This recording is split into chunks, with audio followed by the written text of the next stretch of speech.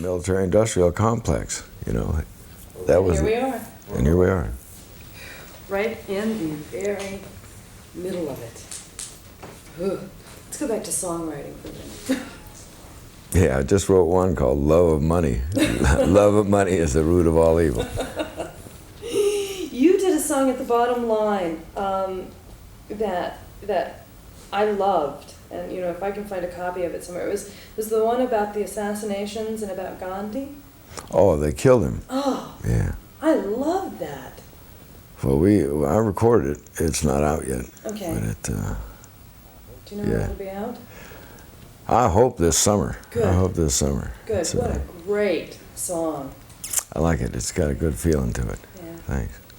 Yeah, we did it on a Charlie Daniels jam, and they played it on Armed Forces Network, and they said they got more response from that than any song. It was great. I mean, I just remembered it so, you know, so vividly, being moved by it at that moment. But see, that's if you were moved by that song, and I think it's a moving song, then it makes it's done something good. Mm-hmm. Yep. Exactly. Exactly. Do you remember the first song you sold?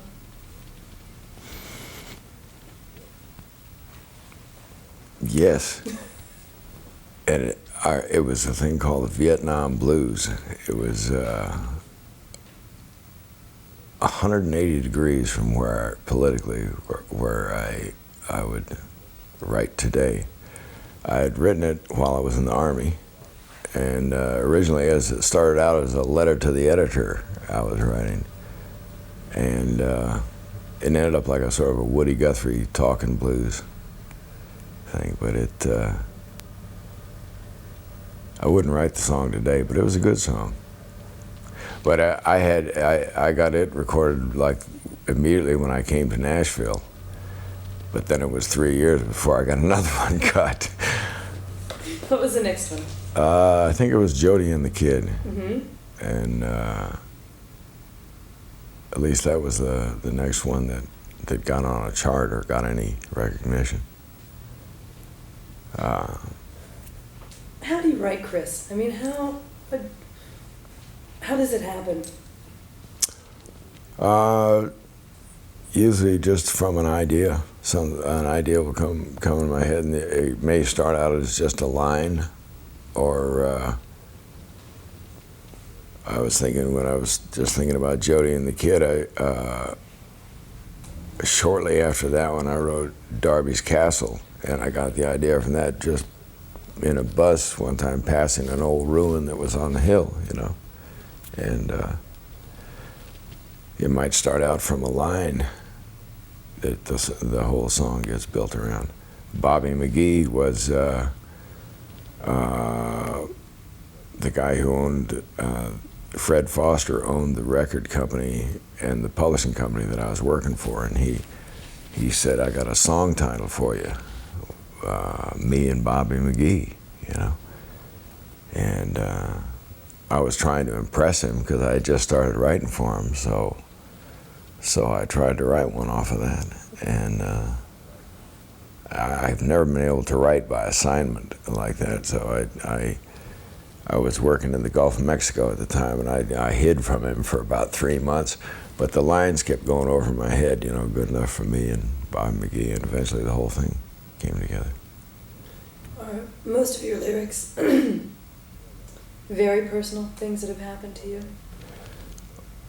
Well, the actual event might not have happened to me, but I've gone through the emotion or whatever, and I've been real lucky in having a real varied experience in my life. You know, I've been a lot of different things. I've held a lot of every kind of ignorant job you could have that didn't take any brains, you know, but carried me around to a lot of different parts of the country and let me see a lot of life. And I think it's made me a better writer for it. When you see things, do you just remember them mentally, or are you a jotter? I've tried to jot things down, but I lose them. It usually amounts to what I can remember. And I've always got it in the back of my head going over, even when I'm not conscious of it. Sometimes I'll realize that I've been saying this certain rhythm of a line over and over again. And I think it just sort of like goes over in the computer till all of a sudden it all comes together. Are you a real people watcher? Well, I don't know. Observer? I guess I am. I'm not conscious of sitting around watching people, but I'd rather watch people than trees or something, I guess. Yes, yeah. Or cars or anything like that. Do the lyrics usually come before the music? Now they do. When I first started writing, long time ago, melodies used to come first. I guess maybe that's just a function of youth or something. But and I would try and fit words into the melody patterns I had. But now it's generally the words come first. Hopefully, kind of with an idea of a melody. It goes with my melodies are pretty simple because my musical education and background is pretty limited, and so that's another reason why I write in the country rock form, where you don't need to know more than 4 or 5 chords. Let's talk about a couple of friends of yours. Let's start with Willie Nelson. And a big hero of mine, too. Mm-hmm. What sort of impact do you think he's had on music? Or is it that too big a question? Well, I think he had an influence on, when I went to Nashville, the underground of the writers there, the new writers who were trying to make a dent on things, had a couple of idols and influences. They were like Roger Miller, Johnny Cash, and Willie Nelson. And Willie was more or less the writer's writer. We thought he was too deep and too intelligent to ever be commercial, Fortunately, he didn't turn out to be. I think the best thing that he did for people as a writer was make people do real emotional, moving songs, things that his images were immediate and concrete and things that you could really touch and you could really feel. As an artist, his impact has, I think,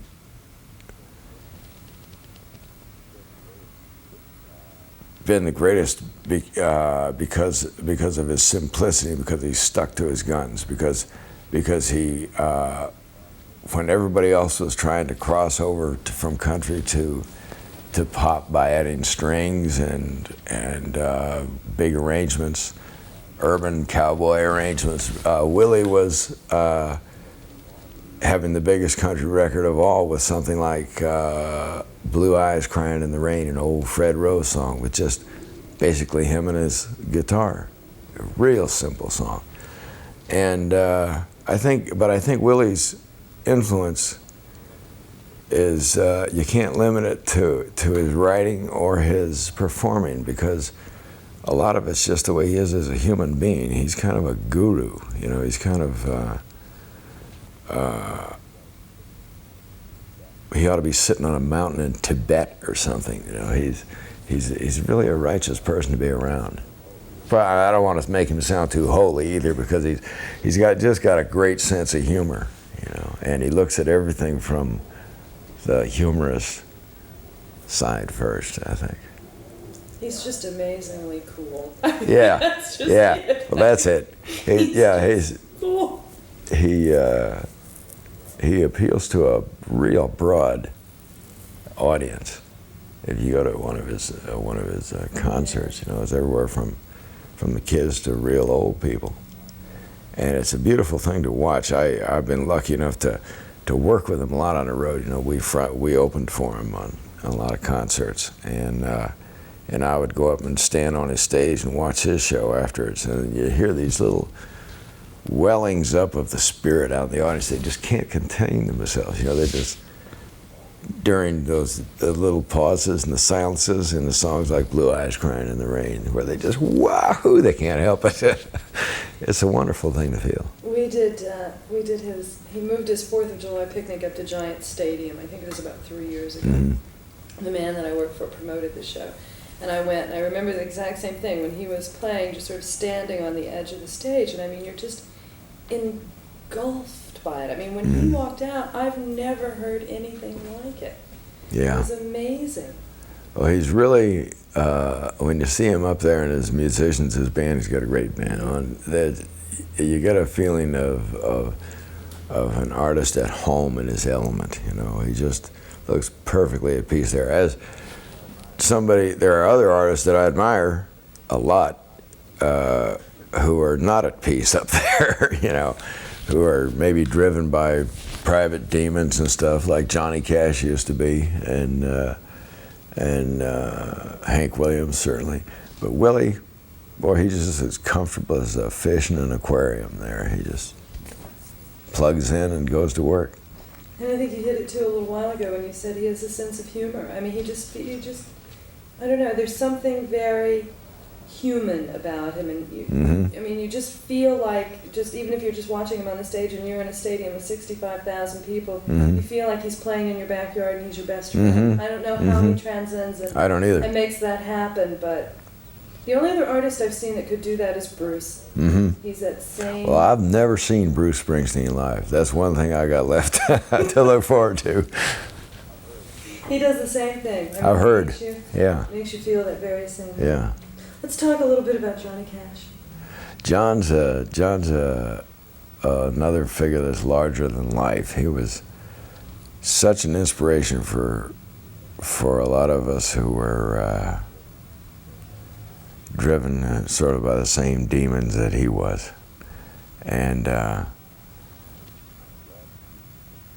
I'm glad to see that he got off of that particular train that he was on, you know, and didn't kill himself. But he's, I don't know, talking about John is kind of like talking about somebody off of Mount Rushmore to me. He's just not just an exciting performer, but he's a human being of superhuman proportions. You know, he's got a big heart, and I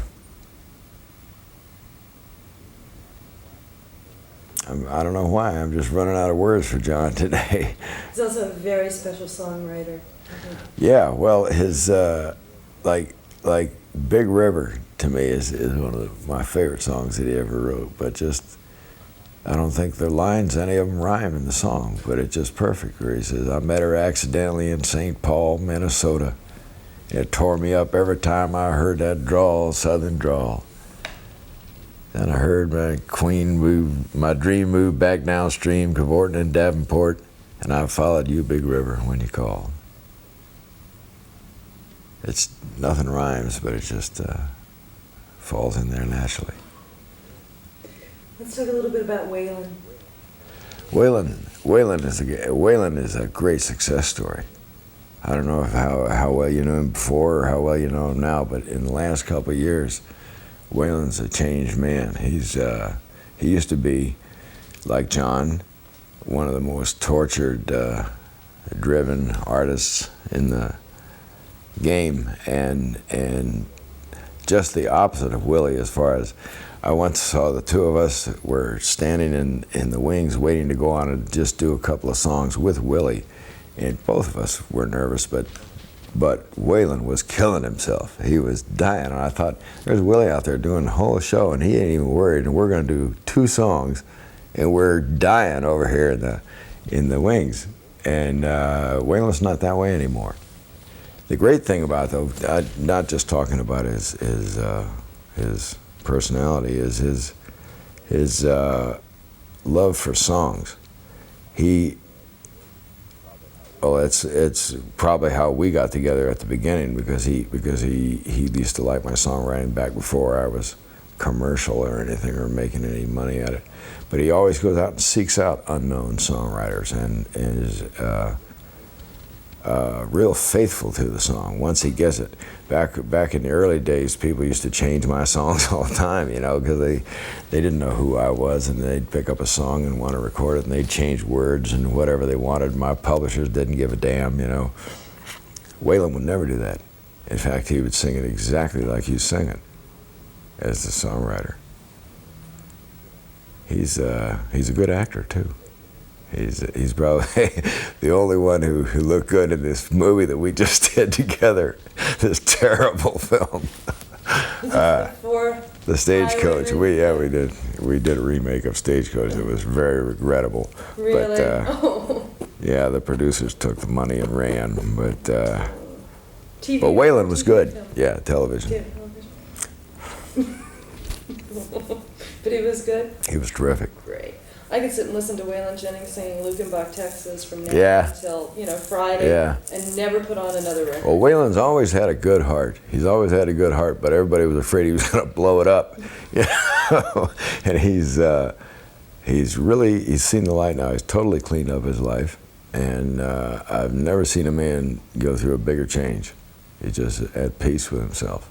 And it's great to be around him now. That's wonderful. In talking about some of the people that you know and songwriters in particular, you've mentioned demons. Are demons and just private... We haven't talked about Jerry Lee Lewis. Okay, Jerry Lee Lewis. Speaking of demons. Demons.